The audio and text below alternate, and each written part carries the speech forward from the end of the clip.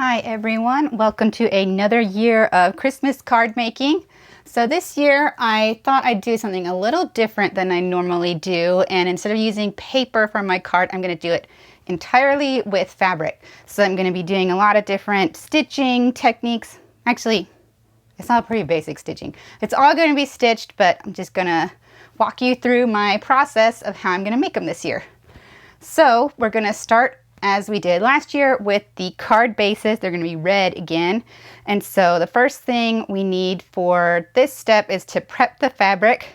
So what we need to prep the fabric is my heat press, some mid-weight fusible interfacing, some Heat & Bond Feather Light adhesive, and then of course we need some fabric. A little more than that. How about some more?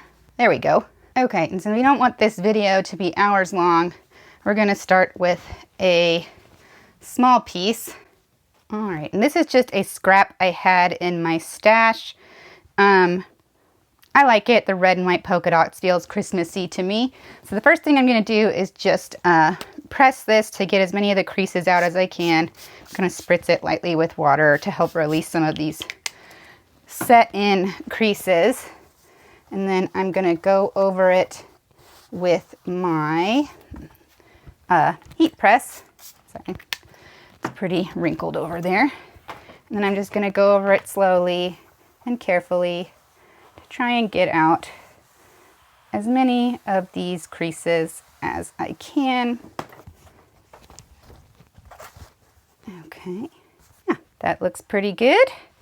And then I'm going to want a second, then I'm going to want a second piece as well.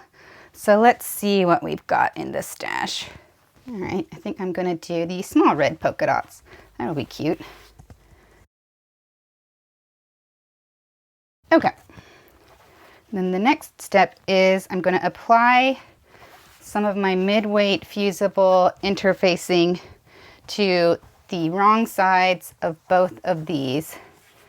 You want to make sure you apply it to the wrong side, otherwise obviously you will see it on the front. That's no good. Okay, let's start with the large polka dots. What I have for my interfacing is, this is some Pellin, I think it's 931 TD mid-weight fusible interfacing. If you look at it closely, I don't know if you can see it on the video, it's got a smooth side, it's got kind of a bumpy side. The bumps are the fusible material, so you want to put that bumpy side down on your fabric. And since my fabric is in a regular shape, I'm just going to use some scraps I've got from other projects and kind of piece it together here. Let's see, that'll work pretty good. I've got lots of scraps.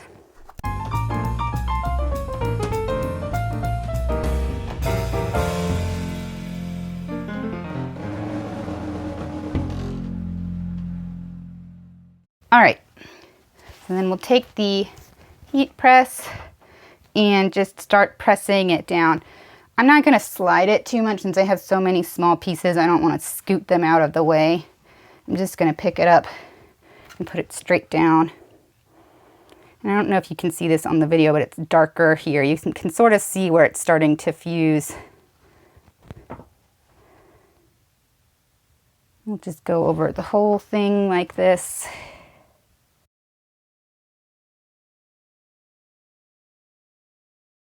So there is my, oops, I kind of went over on the edge here and it stuck to my pressing mat. I don't think that's going to matter. So there's one side. And so what I'm going to do is apply some interfacing to the other one, because when I put this together, I'm going to layer them one on top of the other. Oh yeah, I really didn't need to do any of that, did I? And cut my card bases out of here. So they're multi-sided red card bases. Sometimes you don't think the things through before you do your crafting, which is okay. Says me. Okay, so we'll do a few more scraps on this one. Feel free to fast forward this part. In fact, maybe I'll fast forward it for you. there we go. So that piece is ready. And so the next thing I'm going to do is apply some adhesive to this so that I can fuse these two pieces together. And actually, before I do that, I'm going to kind of decide how I want to put these together. Maybe like this. Yeah, that gives me the most coverage across my pieces. Most of the ones I'm going to do, I'm going to cut with rectangular fabric, so I don't have to worry about this.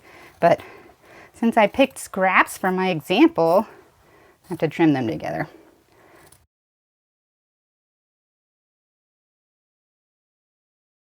Okay, there's my scraps and my two pieces that are about the same size. I'm not really worried about this being off grain since I'm not going to be making a garment out of it. It's not going to matter how it hangs, so I don't have to worry too much about the grain. Okay, so next I'm going to get the Heat and Bond fusible adhesive. So I'm going to put this between my two layers to stick them together. So since I'm not doing a square, again, I'm going to kind of measure this, or a rectangle. I'm going to measure before I've just kind of laid it out and went with it, but I don't want to get this everywhere because this stuff's really sticky. You don't want it to go over the edges when you are applying it. So I'm going to be very careful to make it match. Sorry, my heat press was mad that it's been sitting still too long. Okay, just trim that up. Trim, trim, trim. Scraps for later. More trimming.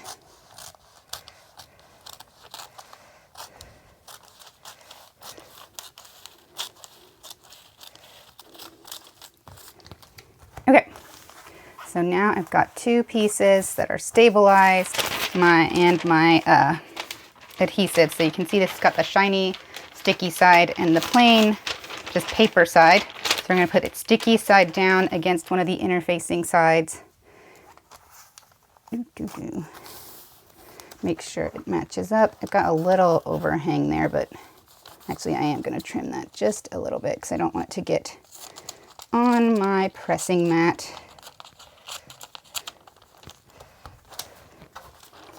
Okay.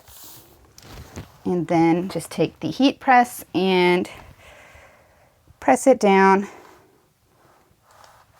Just takes a few seconds in each spot, but you want to make sure you press down nice and hard, adhere it well.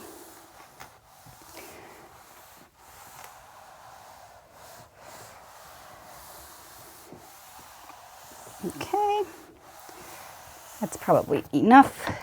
I see I've got a little overhang here. This is very hot, but you know, my fingertips are burned by hot glue so much that doesn't bother me. Okay. Then once it's cooled enough, you can peel off the paper layer, leaving you with a sticky adhesive on your fabric. And then from there, you just layer your other piece on top. And I'm going to do a little trimming of the overhang again because I really don't want this sticky stuff to get on my heat press because that'll be a mess.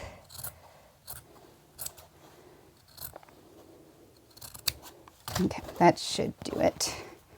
Okay, line it up, get your press again, and start pressing.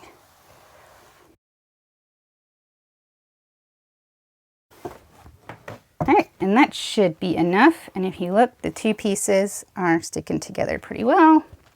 It's still pretty hot, so maybe don't pick it up right away. It's, it's really hot from the press, but that's all we have to do to prep the fabric. And then next we move on to cutting.